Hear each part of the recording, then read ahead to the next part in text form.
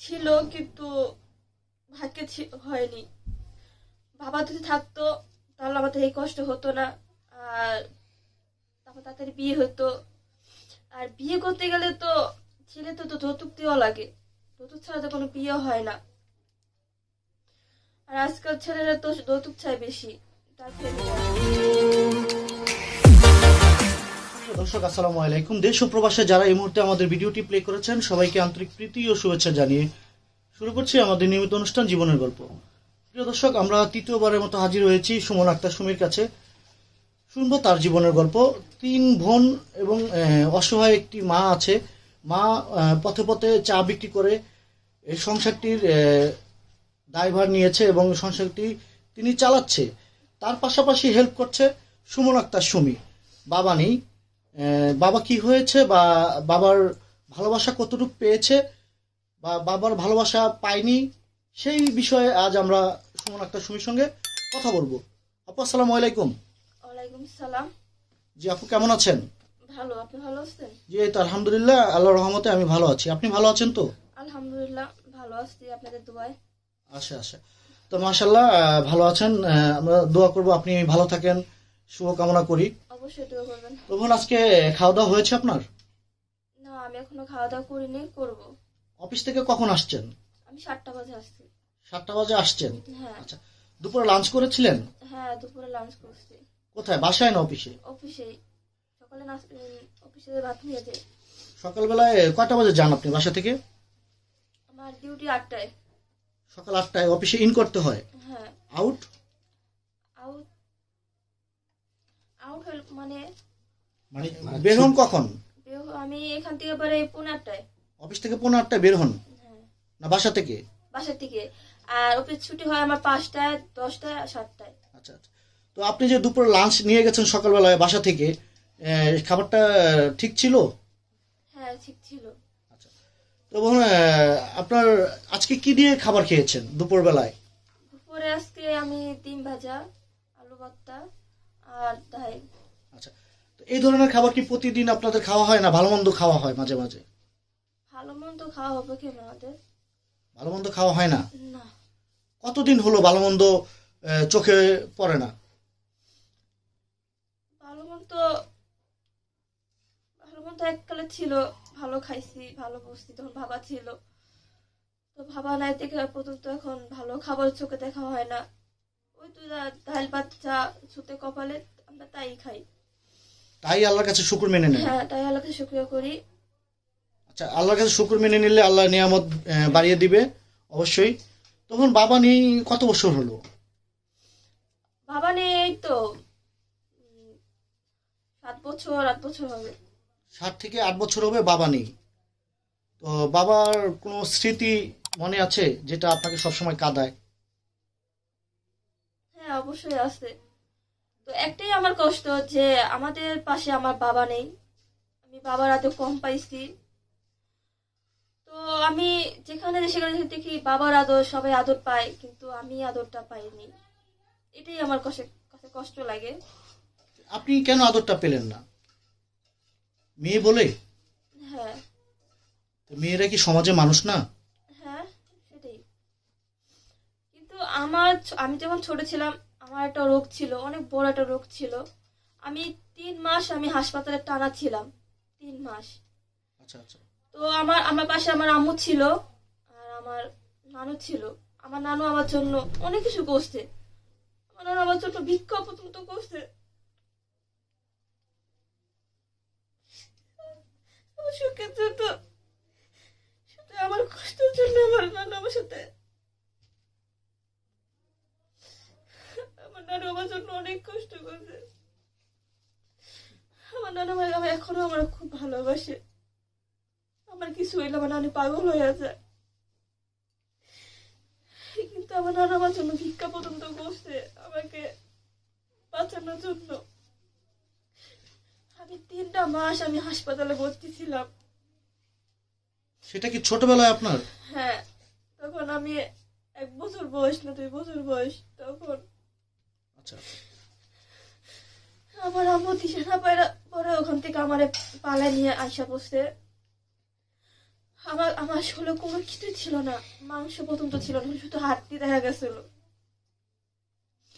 আমাকে সুই দিতে দিতে দিতে তারা ধাত্তা হয়ে গেছে গা, তো সুই আমাকে দিছে। আমি নিজের চোখে দেখি নাই, কিন্তু আমার আম্মু আমাকে সব কথাই আমার বলছে। আমি কিভাবে ছিলাম, কি কষ্ট করছি। পরবর্তীতে আম্মুর কাছ থেকে আপনি সব জানতে পেরেছেন। হ্যাঁ যখন আপনার এই সমস্যাটা দেখা দিয়েছে তখন তো আপনার 1 বছর বয়স ছিল। হ্যাঁ, 1 বছর 2 বছর বয়স ছিল। আচ্ছা, তখন তখন আম্মু দিশা না পেরে আমার আম্মু আমাকে নিয়ে ওখান থেকে পালা এসে বসে আইসে আমাকে বিছনায় হালা রাখছে। আমার আম্মু আমাকে সেবাও করে নাই। আম্মু বলতেছে যে বাঁচলে বাঁচলো, আর মরে গেলে তো মরে গেল, আল্লাহ যদি বাঁচায় রাখে তাহলে তো বাঁচলো। তো এই আমার আম্মু আমাকে হালা রাখছে বিছনার উপরে, কিন্তু আমার আম্মু আমাকে সেবা পর্যন্ত তোরা করে নাই। কিন্তু সে করবে কেমনে? তার তো একটা সে তো কোনো ভরসাই পায়নি আপনি কি বেঁচে যাবেন না মরে যাবেন, সে তো কোনো ভরসাই পায়নি না। কোনো আর্থিক প্রবলেমে ছিল কোনটা? ওটাও ছিল, সমস্যা ছিল। আচ্ছা, আমার যখন আমার আম্মু তো আমার কারণে তো চাকরি করতে পারে, যখন আমি 1 বছর বয়স ছিলাম তখন বাবা ছিল না, ছিল আমি তো ছোট ছোট, তো তখন আমি এতটা জানি না। বাবা কি বাবার কে মিস করেন? হ্যাঁ, আমি অনেকটাই মিস করি আমার বাবাকে। বাবার ছবি আছে? বাবার ছবি ছিল কিন্তু নাই। বাবাকে মিস করেন? করেন? বাবার ছবি রেখে কি করবো আমি? বাবাকে মিস করেন, বাবার ছবি রাখেন না? বাবার ছবি দেখে দেখে তো অনেক সময় মনটাকে সান্ত্বনা দেওয়া যায়। আমি আমার আল্লাহকে ভরসা করি, আমার আর কারো ভরসা করি না। আচ্ছা, যার কেউ নাই তার আল্লাহ আছে। হ্যাঁ, যার কেউ নেই তার জন্য আল্লাহ আছে, অবশ্যই আল্লাহ তাকে অবশ্যই সেভ করবে এবং দেখবে। তো পৃথিবীতে কিছু কিছু ঘটনা আছে একদম অকল্পনীয়, তেমনি আমরা অনেক সময় সরজমিনে যে অনেক কিছুই দেখেছি এবং অনেক কিছুই জানি, অনেক কিছুই বুঝি। তো আপনার বাবার ছোটবেলায় যে আপনি বাবার আঙ্গুল ধরে হেঁটেছেন, সেই কথাটা মনে আছে আপনার? বাবার কোলে উঠেছেন? আমার মনে নেই। বাবা কোলে নেয়নি? মানে ছোটবেলার কথা আপনার কোনো কিছু মনে পড়ে? কিছুই মনে পড়ে না। তো বড় হওয়ার পরে বাবার প্রতি এত ঘৃণা কেন আসলো? ঘৃণা আসলো যে আমার চোখের সামনে আমার আম্মুকে অত্যাচার করতো। তখন থেকে আমার আব্বা বাবাকে আমি চোখে ঘৃণায় দেখি। আমরা তো জানি মেয়েরা বাবাকে অনেক অনেক বেশি ভালোবাসে, মেয়েরা বাবা ভক্ত হয়। বাবার মতন হলে বাবার মতন ভক্ত হওয়ার উচিত, কিন্তু বাবার মতন তো হয়নি। সে বাবা আসলে সে বাবা না, সে একজন পাষাণ, সেজন্যই সে এই কাজটি করেছে। আমরা দেখতে পাচ্ছি বোন, আপনার সঙ্গে সঙ্গে আপনার ছোট 2 বোনও কান্নায় ভেঙে পড়েছে। তো আপনার 2 বোনের নাম কি? আমার মেজ বোন নাম হলো জান্নাতি, আমার বোনের নাম হলো চৈতি, আর ছোটার নাম হলো আফসানা। আপনার অনেক কষ্ট না বোন? জি, অনেক কষ্ট কারণে তো কথাই বলতে পারতেছি না। আমি এতটাই কষ্ট করছি জানেন ভাই, আমি অনেক কষ্ট করতেছি, এখনো কষ্ট করতেছি। আমি সারাদিন তারাই কাজ করি। সারাদিন দাঁড়িয়ে দাঁড়িয়ে কাজ করতে হয়? জি। বসার কোনো ব্যবস্থা নেই? তো পা ব্যথা করে না? কি করব, কিছু করার নেই। আমার উপরে আল্লাহর কাছে অনেক বিশ্বাস। তো মাঝে মাঝে সারাদিন দাঁড়ায় থাকলে তো মাঝে মাঝে পাওটাও ফুলে যায়, পাও ব্যথা করে। হ্যাঁ, পাও ব্যথা করে, যে এখন পুরো শরীর ব্যথা হয়ে গেছে। আচ্ছা আচ্ছা। তো মাঝে মাঝে ওষুধ খান? হ্যাঁ, মাঝে মাঝে ওষুধ খাই। আচ্ছা আচ্ছা। তো বোন, আমরা আজকে আপনার যে ভিডিওটি করতেছি, এটা হাজারো মানুষ দেখবে, লক্ষ লক্ষ মানুষ দেখবে আপনাকে, আপনার কথাগুলো শুনবে। তো তাদের উদ্দেশ্যে আপনার কোনো কিছু বলার আছে কিনা বা কোনো কিছু চাওয়ার আছে কিনা? আমার একটাই বলা, যে আপনারা আমাকে খারাপ দেখবেন না, যারা ভালো মানুষ তারা ভালো দেখবেন, আর যারা খারাপ মানুষ তারা ভালো দেখবেন, কিন্তু খারাপ চোখে দেখবেন না। আমি খারাপ মেয়ে না, আমি ভালো একটা মেয়ে। আর আপনারা আমার জন্য দোয়া করবেন। আমি জানি ভবিষ্যতে আমার মা বোন তাদের আমি দেখতে পারি, তাতে জানি আমি কষ্ট না দিতে পারি। আমার 2টা বোন আছে, ইচ্ছা আছে তাতে পড়াশোনা করার। যত কষ্ট হোক তাতে আমি অনেক বড় করে লেখাপড়া করাবো। ওদের বাবা যেমন আদর করে, আমি ওগো বাবা, আমি ওগো ভাই, সবকিছু আমি। তারা যদি আমার দুঃখ কষ্ট বুঝে, তারাও বুঝতে যে না, আমার বোন আমার জন্য অনেক কষ্ট করছে পড়াশোনার জন্য, পাশে দাঁড়ানোর জন্য। আচ্ছা, আপনার এখন বর্তমান বয়স কত বোন? আমার বয়স এখন বর্তমানে 20 চলে। 20 চলে। তো এই বয়সে তো আপনার স্বামীর ঘরে থাকার কথা ছিল। কিন্তু ভাগ্যে হয়নি। বাবা যদি থাকতো তাহলে আমাদের এই কষ্ট হতো না, আর তারপর তাড়াতাড়ি বিয়ে হতো। আর বিয়ে করতে গেলে তো ছেলে তো যৌতুক দেওয়া লাগে, যৌতুক ছাড়া তো কোনো বিয়ে হয় না। আর আজকাল ছেলেরা তো যৌতুক চায় বেশি, তার ফ্যামিলিরা। আচ্ছা, বাবার পরিচয় ছাড়া কি বিয়ে হয় না? সেটা তো আমি বলতে পারি না। অনেক ফ্যামিলি তো বাবা মা দেখে, ঘর বাড়ি দেখে, সবকিছু দেখে, আত্মীয় দেখে তারপরে মেয়েদের বিয়ে দেয়, ছেলেদের বিয়ে দেয়। কিন্তু আমরা তো অসহায়, তো আমরা এখন কি করবো? তো আমাদের সাথে পাশে আমাদের বাবা নেই, আত্মীয় কেউ নেই যে একটু সাহায্য করব। আচ্ছা, ধরেন এই ভিডিওটা দেখার পরে যদি আপনাকে কেউ বিয়ে করতে চায় বা বিয়ের প্রস্তাব দেয়, তখন আপনি কি করবেন? তখন আমি, সে যদি সবকিছু মেনে নিয়ে যদি বিয়ে করতে চায়, আমার পরিবারের এই সমস্যা, আমার এই সমস্যা, যদি কেউ যদি বিয়ে করতে চায়, তাহলে আমি অবশ্যই গ্রহণ করে নিব। গ্রহণ করে নেবেন? হ্যাঁ। তো কিভাবে গ্রহণ করবেন সে যদি আপনার মন মতো না হয়?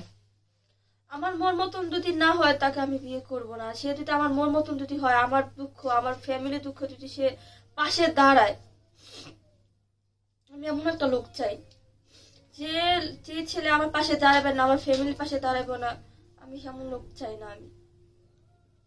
আচ্ছা, তো বোনা, আপনার এই ভিডিওর মাধ্যমে দেশবাসীর কাছে কোনো আর্থিক সহায়তার প্রয়োজন আছে কিনা? অবশ্যই আসছে। তাহলে বলুন, আপনার মুখে আপনি বলুন। আমার ভিডিও বর্তমানে যারা দেখতেছেন, ভাইরা, বোনেরা, মামারা, চাচারা, বাবার বয়সী যারা, বাবার মতো, তারা দেখতেছেন আমার ভিডিওগুলা, মার মতন ভিডিওগুলো আমাকে দেখতেছেন। আমাকে যদি আপনারা সাহায্য করেন, আমার ফোন নাম্বার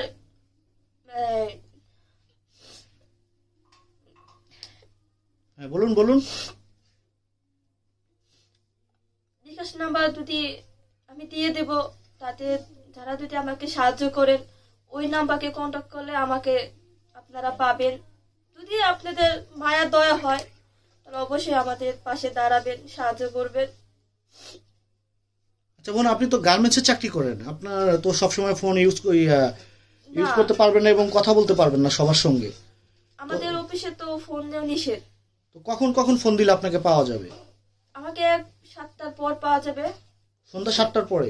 হ্যাঁ, সন্ধ্যা 7টার পর পাওয়া যাবে। আর দুপুরে পাওয়া যাবে। বর্তমানে এখন আমি মোবাইল নিয়ে যাই লগে, মানে লাঞ্চ আওয়ারে পাওয়া যাবে? লুকায় নিতে হয়। লাঞ্চ আওয়ারে হয়তো পাওয়া যাবে বা সন্ধ্যা 7টার পরে? লাঞ্চে পাওয়া যাবে, আর রাতে পাওয়া যাবে 7টার পর। আচ্ছা। তো বোন, শুনলাম আপনার জীবনের গল্প। প্রিয় দর্শক, আমরা শুনছিলাম অসহায় একটি বোনের জীবনের গল্প। দর্শক, এই গল্পটি ভালো লাগলে অবশ্যই লাইক, কমেন্ট, শেয়ার করতে ভুলবেন না এবং আপনাদের গুরুত্বপূর্ণ মতামত জানাবেন আমাদেরকে কমেন্টের মাধ্যমে। আমরা তার রিপ্লাই দিয়ে থাকবো ইনশাল্লাহ। আরেকটি কথা বলতে চাই, 5 ওয়াক্ত নামাজ পড়বেন, দিন শেষে একটি হলো ভালো কাজ করবেন। অবশ্যই ভাইয়া। তো ঠিক আছে বোন, ভালো থাকবেন, ধন্যবাদ, খোদা হাফেজ।